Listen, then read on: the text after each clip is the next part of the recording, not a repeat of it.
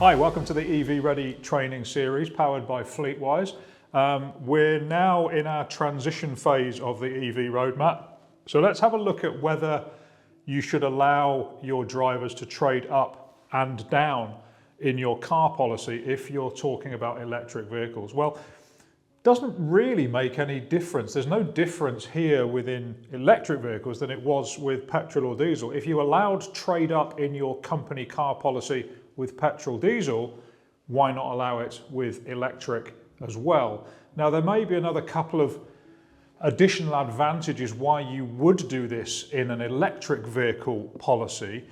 And one of the key ones here is if you are encouraging adoption of electric for other reasons, that might be to reduce your carbon footprint, your environmental social governance, then making the car scheme more and more attractive and allowing somebody a better car if they make a contribution to that car could accelerate your adoption to electric.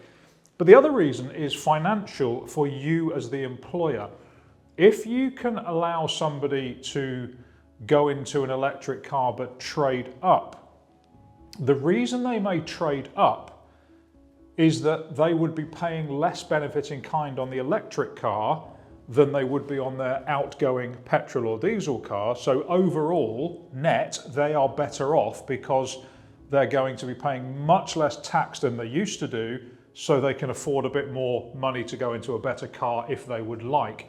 The advantage to you, of course, as the employer, is if your employee is doing that, by them paying less benefit in kind, you are paying less Class 1A national insurance. So it could be in your financial interests to allow somebody to trade up. And if you want somebody to trade down because they don't need such an expensive car, then that's absolutely fine. You should be able to make savings both as an employee and an employer if you're doing that.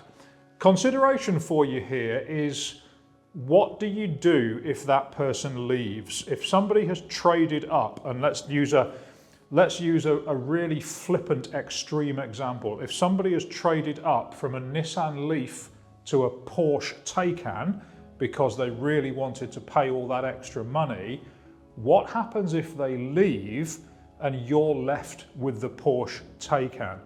There's going to be a very, very expensive early termination cost on that if you lease your cars and have to hand it back. So how can you mitigate that? It may well be that you have something in your car policy to say that yes, you can trade up, but if you leave, we will recover any difference between what you were entitled to and what you've traded up to in terms of cost. And that may well prohibit somebody doing it.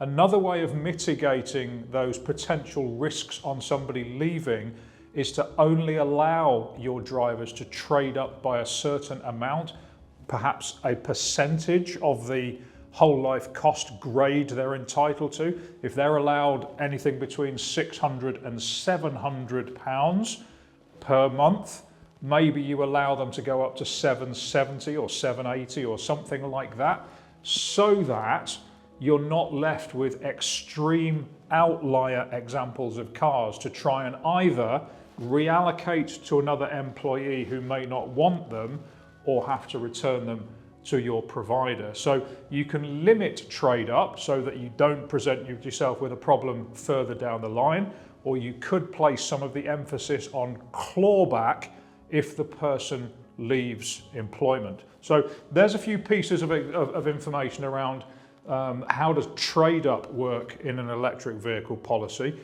Go back to fleetwise.info if you'd like to listen back on that session, or look at any other of the videos in the series, and we hope to see you on the next edition. Thank you.